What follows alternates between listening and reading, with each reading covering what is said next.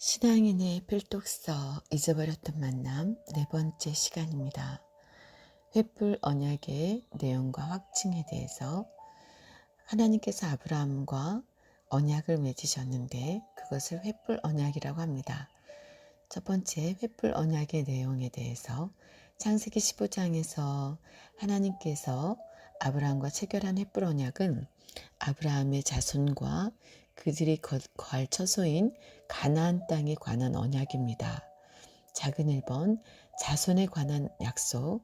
횃불 언약은 하나님의 구속사적 경륜을 담당할 경건한 자손의 선택과 번성을 약속하고 있습니다. 창세기 15장 1절에서 6절에서는 하나님의 자손에 대한 약속을 다루고 있습니다. 창세기 15장 4절에서 5절 말씀, 여호와의 말씀이 그에게 임하여 가라사대 그 사람은 너의 후사가 아니라 내 몸에서 날 자가 내 후사가 되리라 하시고 그를 이끌고 밖으로 나가 가라사대 하늘을 우러러 무뼈를 셀 수 있나 보라. 또 그에게 이르시되 내 자손이 이와 같으리라. 이것은 분명 아브라함의 후손을 통하여 하나님의 나라가 건설될 것을 보여주고 있습니다. 아브라함은 후손에 대한 약속을 믿음으로 말미암아 하나님께로부터 의로 여기심을 받았습니다. 창세기 15장 6절 말씀, 횃불 언약 이전의 구속사는 장차 하나님의 나라의 백성을 형성하기 위한 경건한 자손 한 사람을 찾는 과정이었고, 횃불 언약 이후의 구속사는 그 한 사람의 경건한 자손이 한 민족을 형성하고 온 땅에 충만하여 하나님의 나라가 완성될 것을 말씀하고 있습니다. 창세기 15장 5절 말씀, 한 개인과 가정을 통해 역사하시던 하나님의 구속사가 이제 한 민족을 통해 전 세계적으로 확대되는 전환점이 바로 횃불 언약을 통해서 이루어진 것입니다. 작은 2번 땅에 관한 약속. 횃불 언약에는 하나님의 구속사적 경륜을 담당할 경건한 자손에게 가나안 땅이 주어질 것을 약속하고 있습니다. 창세기 15장 7절에서 21절. 또 그에게 이르시되 나는 이 땅을 내게 주어 업을 삼게 하려고 너를 갈대아 우르에서 이끌어낸 여호와로라. 창세기 15장 13절에서 21절의 내용은 아브라함의 자손이 이방에 계기되어 400년 동안 괴롭힘을 당하다가 4대 만에 다시 가나안 땅으로 돌아오게 된다는 약속입니다. 이러한 횃불 언약의 구체적인 내용은 다음과 같습니다. 첫째, 아브라함의 자손이 400년 동안 이방에서 계기되어 괴롭힘을 받다가 큰 재물을 이끌고 나오게 될 것이라는 내용입니다. 창세기 15장 13절에서 14절 말씀. 둘째, 아브라함이 개인적으로 장수하다가 평안히 조상에게로 돌아가 장사될 것이라는 내용입니다. 창세기 15장 15절 말씀. 셋째, 가나안 땅에 들어오는 것이 4대 만에 이루어질 것이라는 내용입니다. 창세기 15장 16절 말씀. 넷째, 애굽강부터 큰 강 유브라데까지 이르는 지경을 아브라함의 자손에게 주시겠다는 가나안 땅 지경에 대한 내용입니다. 창세기 15장 18절에서 21절. 큰 두 번째, 횃불 언약의 확증. 하나님께서는 횃불 언약의 내용을 알려주신 다음에 그것을 연기나는 풀무와 타는 횃불로 확증하셨습니다.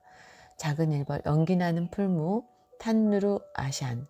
아브라함이 재물을 쪼아 먹으려고 달려드는 솔개를 감시하고 쫓으면서 해가 질 때까지 하나님의 임재를 지속적으로 기다린 끝에 마침내 바쳐진 제무리로 먼저 나타난 것은 연기나는 풀무였습니다. 창세기 15장 17절. 풀무는 금속을 용해하여 정련하는 뜨거운 용광로를 가리킵니다. 이는 이스라엘이 앞으로 당하게 될 혹독한 고난을 암시합니다. 뜨거운 풀무를 통과한 금은 순수한 금으로 정제되어 나옵니다. 욥기서 23장 10절. 쇠풀무 곧 애굽. 신명기 4장 20절. 철풀무 같은 애굽. 왕상 8장 51절. 쇠풀무 애굽 땅. 에레미야 11장 4절과 같은 400년의 길고도 긴 애굽 생활은 이스라엘 백성을 정금처럼 연단하시기 위해 하나님께서 의도하신 정화 과정이었던 것입니다. 그것이 당장은 고통스럽고 매우 불합리한 것처럼 보였지만 실상 고난의 연단을 통하여 이스라엘의 믿음을 성숙시키고 야고보서 1장 2절에서 4절 하나님만을 의지하는 큰 민족으로 만들어 창세기 46장 3절 마침내 가나안 땅을 차지하는 참된 주인으로 세우시려는 구속사적 경륜이 담겨 있습니다.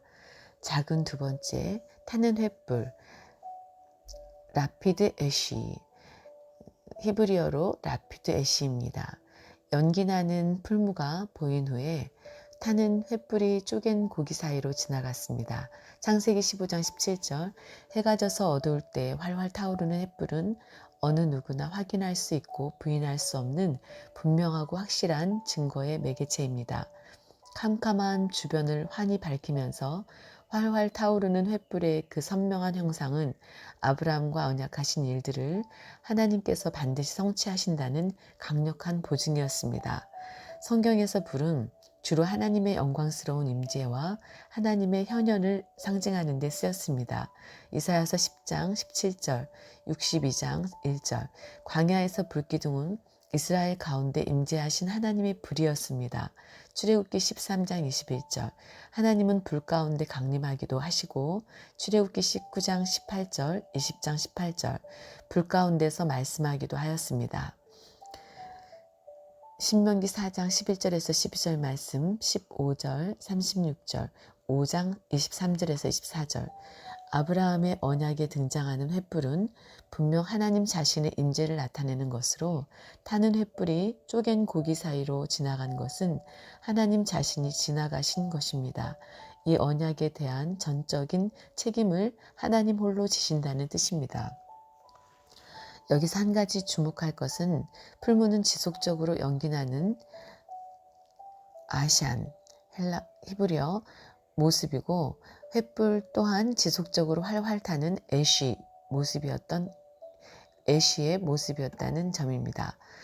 그것은 자기 백성을 구원하시기까지 역동적으로 살아서 움직이는 운동력이요.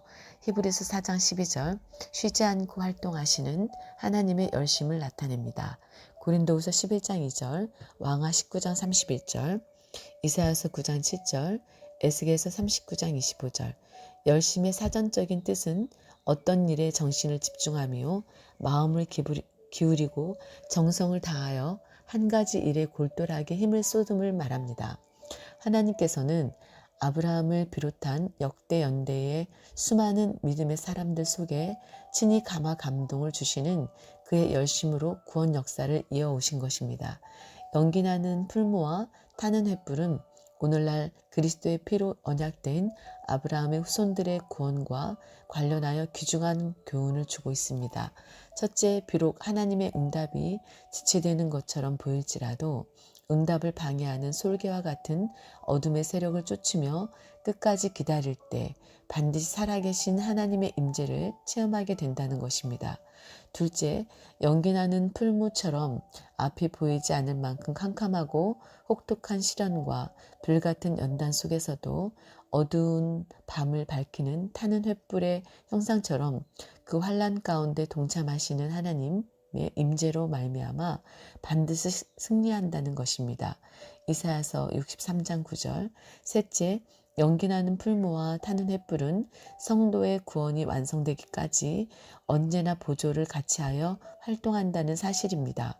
둘 다 하나님의 크신 사랑에 기초하고 있는 섭리의 산물입니다. 풀무는 우리의 구원을 완전한 것으로 만들기 위한 연단과 정화장치요. 횃불은 하나님의 크신 위로와 임마누엘 사랑에 대한 상징입니다.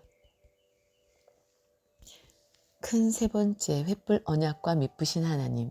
횃불 언약이 성취되는 성취되어 가는 과정에서 우리는 단 한 가지, 하나님의 말씀은 1.1획도 땅에 떨어지지 않고 역사 속에서 반드시 성취된다는 사실을 고백하게 될 것입니다. 횃불 언약은 아담 타락 이후 시작된 구속 역사가 인류 역사의 마지막에 반드시 그 결말을 보고야 말 것이라는 위대한 구속사의 한 축도를 선명하게 보여주고 있습니다. 인간의 말은 거짓되고 공허합니다. 그 마음이 심히 부패하여 거짓된 데서 나오는 말이기 때문에 그 말은 전혀 공효가 없습니다. 시편 62편 9절에서는 진실로 천한 자도 헛되고 높은 자도 거짓되니 저울에 달면 들려 있김보다 경하리로다 라고 하였고, 극심한 고통 중에 있던 한 시편 기자는 모든 사람은 거짓말쟁이라고 슬픈 고백을 하기도 하였습니다. 시편 116편 11절 그러나 하나님의 말씀은 반드시 지켜지는 참말이며 결코 허망한 것으로 끝맺는 일이 없습니다. 반드시 그 기뻐하시는 뜻을 이루고 열매를 가지고 돌아옵니다. 이사야서 55장 11절 하나님께서는 말씀이 성취되기도 전에 그것을 다시 주워 담는 분이 아닙니다. 민수기 23장 19절 하나님께서는 완벽한 판단력과 완전한 지식과 총체적 계획과 영원한 경륜 속에서 말씀하시는 분이기 때문입니다. 그러므로 하나님의 말씀 앞에는 아무런 막힘이 없고 하나님의 말씀은 중간에 사라지거나 약해지지 않고 견고하게 우뚝 솟아오르기를 영원까지 합니다. 이사야서 40장 8절 말씀하시는 그분이 전혀 거짓이 없기 때문이요. 히브리서 6장 18절 언제나 동일하신 분이기 때문입니다. 히브리서 13장 8절 그래서 하나님은 미쁘신 분입니다. 로마서 3장 3절 고린도전서 1장 9절 10장 13절 고린도후서 1장 18절 데살로니가후서 3장 3절 디도서 1장 9절 3장 8절 히브리서 11장 11절 베드로전서 4장 19절 요한일서 1장 9절 데살로니가전서 5장 24절 너희를 부르시는 이는 미쁘시니 그가 또한 이루시리라. 디모데후서 2장 13절 우리는 미쁨이 없을지라도 주는 일양 미쁘시니 자기를 부인하실 수 없으시리라. 미쁘다는 말의 사전적인 뜻은 믿음성이 있다, 믿었다입니다. 헬라어로는 피스토스인데 확신을 가지게 하다, 신뢰하다, 신실하다라는 뜻을 가진 페이도에서 유래되었습니다. 미쁘신 하나님께서 횃불 언약을 체결하시고 성취시켜 나가시기 때문에 횃불 언약은 하나님의 구속사적 경륜을 이루며 반드시 성취될 것입니다. 오늘날 성도의 구원과 승리의 보장도 오직 하나님의 미쁘심에 있습니다. 하나님께서는 약속을 기업으로 받는 자들에게 그 뜻이 변치 아니함을 충분히 나타내시려고 그 일의 맹세로 보증하셨다고 말씀하셨습니다. 히브리서 6장 17절 이러한 확실한 하나님의 약속을 표대 삼아 나아갈 때에 성도의 소망은 견고하며 결코 낙심할 수 없습니다. 큰 제목으로 횃불 언약의 체결 시기. 횃불 언약을 체결한 시기는 아브라함이 가나안 남북 전쟁을 통하여 조카 롯을 구하고 멜기세덱을 만난 이후입니다. 창세기 14장, 횃불 언약은 창세기 15장에 체결을 했죠. 그리고 아브라함이 사라의 여종 하갈을 취하기 전입니다. 창세기 16장, 아브라함이 하갈을 취한 것은 가나안 땅에 거한 지 10년 후입니다. 창세기 16장 3절. 따라서 횃불 언약은 아브라함이 가나안에 거한 지 10년째 그의 나이 84세에 체결되었습니다. 이때는 주전 2082년입니다. 횃불 언약을 체결한 연대가 주전 2082년이 되는 근거를 알려주는 성경적인 기준점이 출애굽 연대입니다. 첫째, 출애굽 연대의 계산. 이스라엘 백성의 출애굽 사건은 아브라함에게 주셨던 횃불 언약의 성취입니다. 하나님께서는 횃불 언약을 통해 아브라함의 후손들이 400년간 이방에서 계기되어 그들을 섬기고 괴로움을 당할 것이며 4대 만에 다시 돌아올 것이라고 약속하셨습니다. 창세기 15장 13절에서 16절. 그런데 문제는 이스라엘이 출애굽한 시점이 언제인가 하는 것입니다. 횃불 언약이 체결된 연대는 출애굽 연대로부터 거꾸로 올라가면서 계산해야 합니다. 출애굽 연대를 계산하는 방법은 신학적으로 크게 두 가지가 있습니다. 주전 15세기경에 일어났다고 보는 전기 연대설과 주전 13세기경에 일어났다고 보는 후기 연대설입니다. 오늘날 많은 학자들로부터 지지를 받고 있는 견해는 전기 연대설입니다. 후기 연대설에서는 출애굽이 애굽왕 라암세스 2세 주전 1290년에서 1224년 때 일어난 것으로 봅니다. 그리고 모세를 죽이려 했던 바로 왕은 출애굽기 2장 15절 라암세스 2세의 아버지의 세티 1세 주전 1312년에서 1289년이라고 봅니다. 이 학설은 많은 자유주의 신학자들이 지지하고 있습니다. 전기연대설에서는 출애굽이 애굽왕 아멘호텝 2세 주전 1450년에서 정확한 연대는 알 수 없습니다. 그 이후에는 치리하던 주전 1446년에 일어나는 것으로 봅니다. 그러므로 모세를 죽이려고 했던 바로왕을 애굽 제18왕조의 투트모세 3세 주전 1504년에서 1450년으로 보고 있습니다. 성경을 기준으로 볼 때 후기 연대설보다는 전기 연대설이 더 타당합니다. 그 이유는 다음과 같습니다. 작은 1번 열왕기상 6장 1절의 역사적 기록과 부합.